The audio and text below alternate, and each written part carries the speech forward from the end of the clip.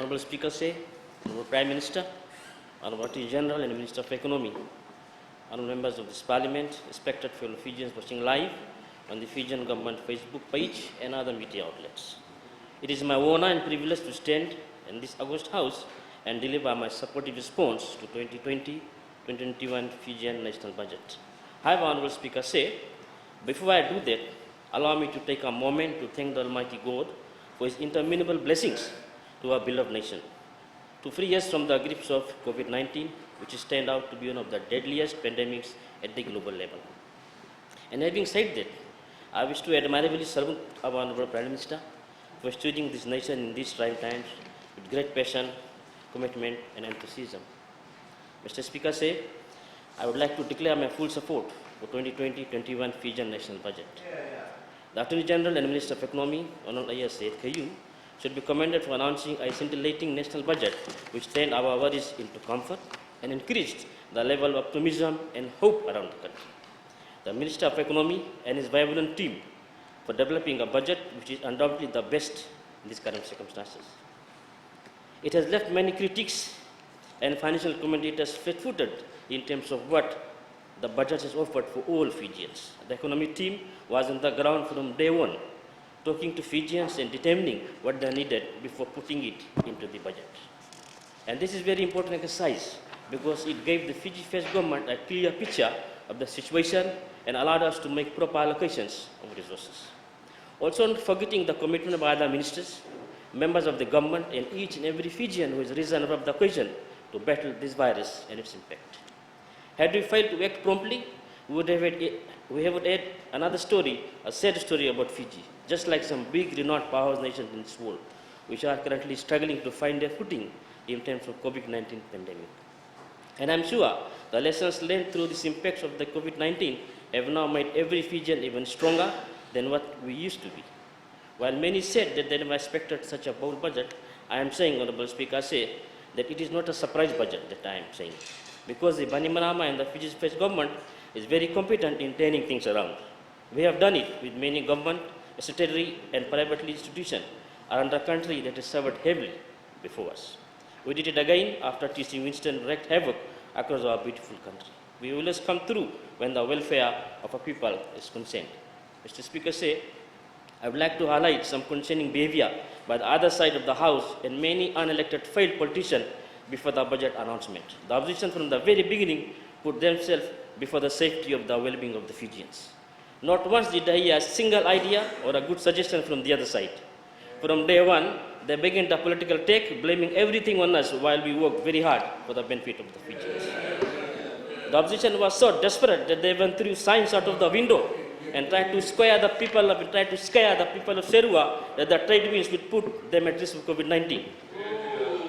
While we laugh, Mr. Speaker Say, the creation of fear and panic during emergencies is not a joke. But there is more. Honorable Bimal Prasad, a learned professor, was quoted in Fiji Times article asking for pay cut for all civil servants.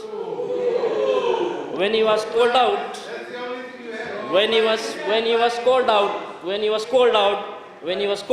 he flatly denied it. And that's on record, Mr. Speaker Say. That's on record. That's on record, Mr. Prasad, Honorable Prakash.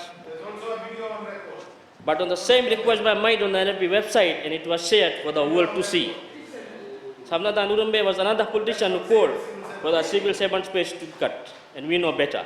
We found our way without taking into account the ridiculous suggestions by many in the opposition. Civil servants are people too, and they need protection from COVID-19, just like the rest of the speaker, Mr. Speaker Say. That is such a silly suggestion, and we disregarded it. Mr. Speaker Say, it is very interesting to see that at the announcement of this budget, many had to go from left to right, from top to bottom of the budget, just to find if there is anything that could be criticized. It is very sneaky, Mr. Speaker Say.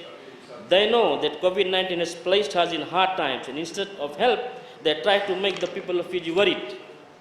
They take small parts of the budget, which conveniently ignoring many other incentives that supplements this. In many cases, like with the cane payments, they completely fail to understand how it works and started spreading fake news. Many sitting across the floor are guilty of this, Mr. Speaker Say. Honorable Speaker Say, the Fiji First government has once again shown the country that it stands with people whenever the need arises. We put Fijians first. It is true and genuine attribute of leadership in order to protect its people. Furthermore, there is a big smile on teachers who upgraded themselves with qualifications, and they will now be remunerated better as per their new and improved qualification. And this does not stop here. The very same increment is going to be backdated, adding another layer of icing on the cake.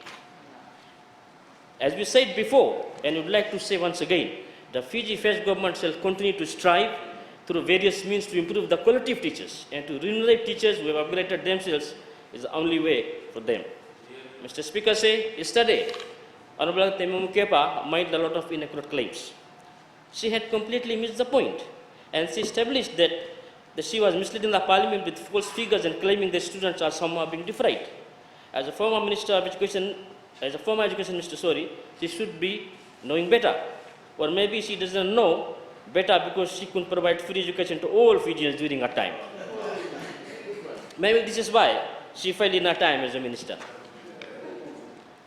What she does seem to be good at is misleading parliament, using innocent children as political tools. Students will continue to receive free tuition, free textbooks, subsidized transport, such as our bus fare scheme. In short, Fijian children will continue to receive all the benefits of a free education that was promised and delivered by the Fiji First government. And I remind you, this is the first time in Fiji strategy that such initiative has been implemented. Together with free education, free textbook and transport assistance, we shall continue to provide access to quality education to all students of Fiji. Honorable Speaker say, our tertiary education loan scheme, or TELS, will go through some good policy changes in order to raise the qualifying standards for students at lower cost. For starters, only students who earn above 250 and in the year 10 exams will qualify. We are also lowering TELS and TOPA scholarship available, along with some other necessary measures and plugs.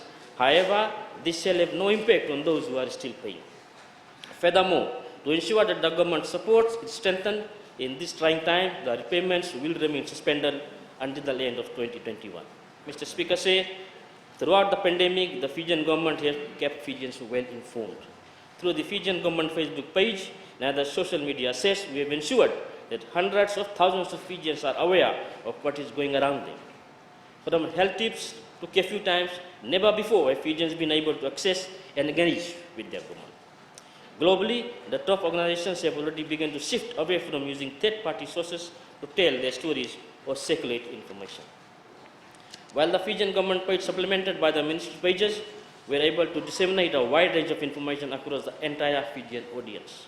Again, the Attorney General must be commended for setting up these assets to help Fijians through another spectrum. Mr. Speaker say, while few critics are still scratching their heads and trying to come in terms in order to digest this bold, best and beautiful budget, there are already celebrations amongst Fijians, which is very evident through their trademark Bula smile.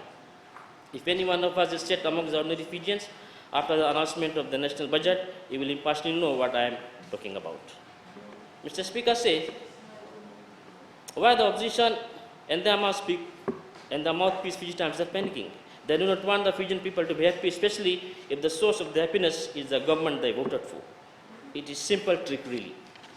If the Fijian budget has 100 good benefits that supplements and benefits that have existed before, they will instead choose a single one and try to attack it. My 20 stories out of nothing.